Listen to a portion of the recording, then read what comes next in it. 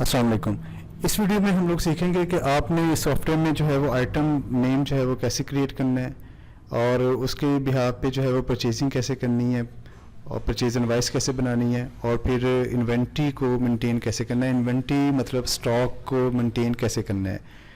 तो सबसे पहले आपको मेन्यूज़ में मेंटेन का एक मेन्यू नज़र आ रहा है, इस पर आपने क्लिक करनी है। इस पर क्लिक करने के बाद आपको चार्ट ऑफ इन्वेंट्री जो है वो नज़र आएगा। इस चार्ट ऑफ इन्वेंट्री में हमने जिस प्रोडक्ट के ऊपर सेल परचेज करनी है उस प्रोडक्ट का नाम लिखना है।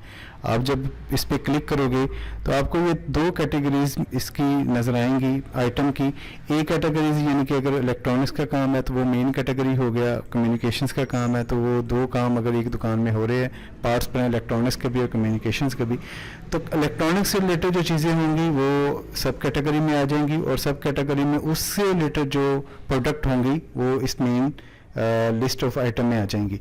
तो जैसे कि इलेक्ट्रॉनिक्स में होम अप्लायंसेस में यहाँ पे माइक्रो ओवन जो है वो ऐड है, तो एक प्रोडक्ट जो है वो हम लोग और ऐड करते हैं। यहाँ पे मैं ऐड के बटन पे क्लिक करता हूँ, आइटम कोड मैं कुछ भी देता हूँ। आइटम कोड लिखने के बाद यहाँ पे मैं सपोज लिखता हूँ जी कि हब लिख देता हूँ। तो ये हब मैंने लिखा आयरन हब, तो यहाँ पे आयरन जो है वो कर देता हूँ। उसके बाद यहाँ पे इसके बारे में इस आइटम की डिस्क्रिप्शन अगर आप लिखना चाहो तो लिख दो, अदरवाइज कोई रिकमेंडेड नहीं है। ब्रांड नेम अगर लिखना चाहो तो ये किस ब्रांड की है, तो अगर ब्रांड यहाँ पे शो नहीं हो रहा तो आप इस बटन पे क्लिक करके उसका ब्रांड जो है वो ऐड कर सकते हैं।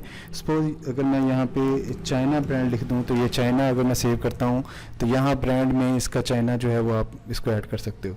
इसकी सेल प्राइस क्या होगी, इसकी परचेज प्राइस क्या होगी, ये अगर आप लिखना चाहो तो लिख लो, अदरवाइज़ ये रिकमेंडेड नहीं है। ऑन द स्पॉट जब आप परचेज इनवॉइस बनाओगे तब भी आप इसकी पेमेंट इसके बारे में प्राइस जो है वो लिख सकते हो।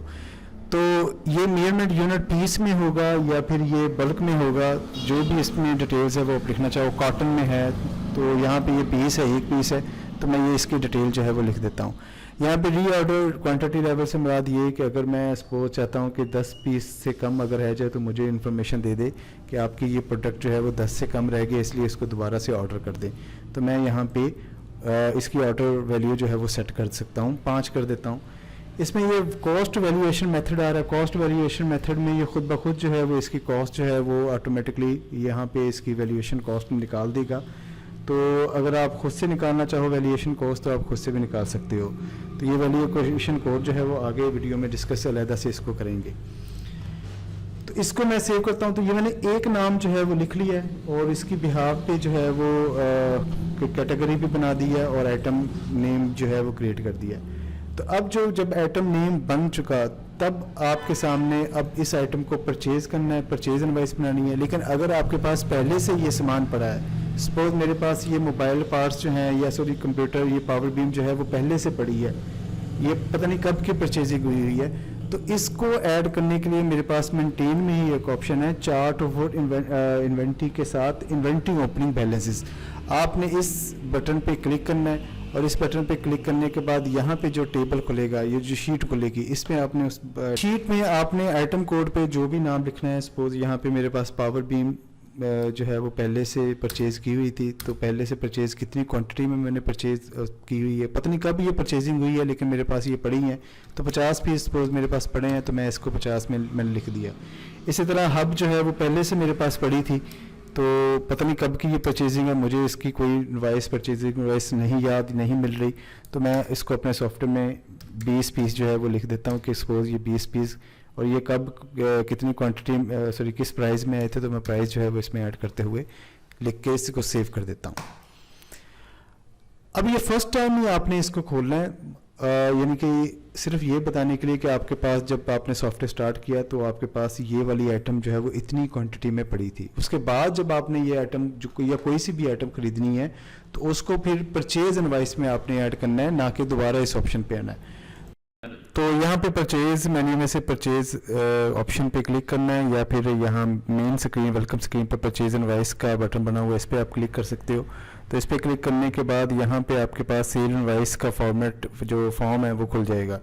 तो इसमें सबसे पहले आपके वेंडर इन्फॉर्मेशन है, आपने जिस बंदे से या जिस दुकानदार से माल परचेज करना है उसकी इन्फॉर्मेशन आपने इस फॉर्म में जो है वो ऐड करनी है, इन टेक्स्ट बॉक्सेस में ऐड करनी है।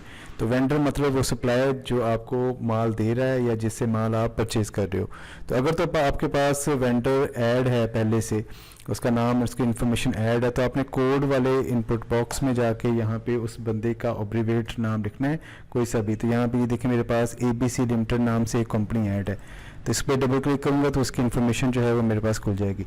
अगर आप वेंडर ऐड करना चाहते हो तो ऐड करने के लिए यहाँ पे न्यू वेंडर के नाम से एक बटन है, आपने इस पर क्लिक करना है और यहाँ पे ये वाली जो इन्फॉर्मेशन, ये एक फॉर्म है जो वेंडर का आपने फिल करना है। आप ऐड का बटन प्रेस करोगे तो इससे रिलेवेंट जो इन्फॉर्मेशन जो है वो आप ऐड करें। ऐड करने के बाद इसको सेव करें। जब आप सेव करोगे दोबारा आप इस पे कोड पे क्लिक करके उस बंदे को जो है वो यहाँ से फेच करवा सकते हो उसका रिकॉर्ड। तो वेंडर की इन्फॉर्मेशन ऐड करने के बाद उस बंदे से आपने जो जो माल खरीदा है, सपोज मैंने यहाँ से एक हब, आयरन हब जो है इससे परचेज़ किया है, मैं आयरन हब को क्लिक करता हूँ, इसके मैं पीस एंटर कर देता हूँ कि मैंने 10 जो है वो पीस खरीदे हैं। इसकी क्वांटिटी मैंने 600 में एक पीस लिया है।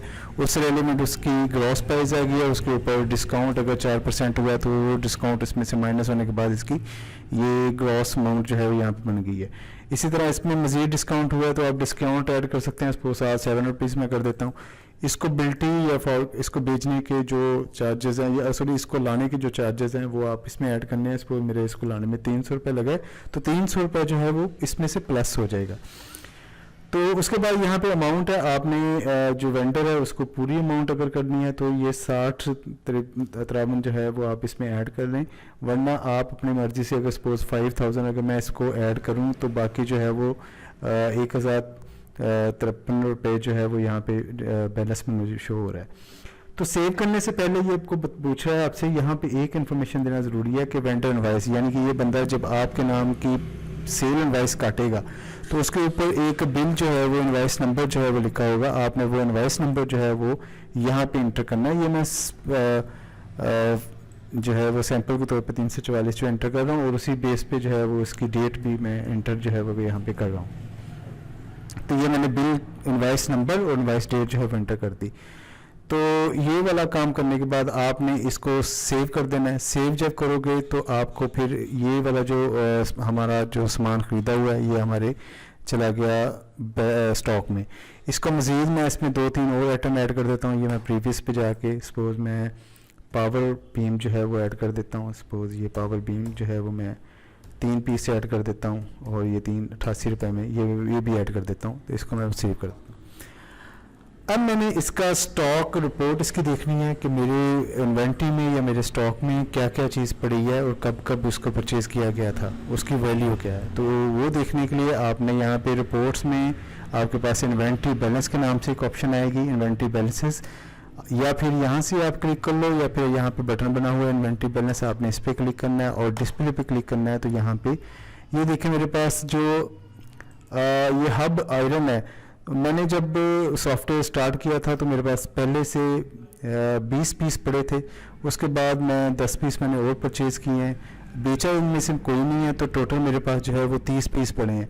तो इसकी कॉस्ट वैल्यू जो है वो ये बन रही है। इसी तरह बाकी आइटम की डिटेल जो है वो मेरे पास शो हो रही है। अच्छा, मैं किसी भी आइटम की मज़ीद डिटेल में जाऊं कि मैंने कब जो है ये 20 पीस कब मेरे पास मैंने ऐड किए थे, 10 मैंने कब ख़रीदे, बेचे कितने थे, तो मैं इस आइटम के ऊपर डबल क्लिक करूँगा। जैसे डबल क्लिक करूँगा तो इसके सामने इसकी मज़ीद डिटेल खुल जाएगी। तो ये देखें ये डिटेल्स मज़ीद खुल गई है कि ये देखें ये पहले ओपनिंग बैलेंस में ओ बी मतलब ओपनिंग बैलेंस में 20 पीस पड़े थे। उसके बाद मैंने परचेज़ PV परचेज़ 3 नाम से ये मेरा एक सीरियल अपना आइटम सेव कोड सेव हुआ है PV नाम से। तो ये ABC कंपनी से ख़रीदे हैं और ये जो है वो 10 पीस हैं। इस वक्त मेरे पास इसके 30 पीस पड़े हैं। इस तरह आप इसका बिल भी निकाल सकते हो किसी एक आइटम की डिटेल लेने के बाद और उसको एक्सेल में कन्वर्ट करके उसका PDF भी बनाया जा सकता है। शुक्रिया।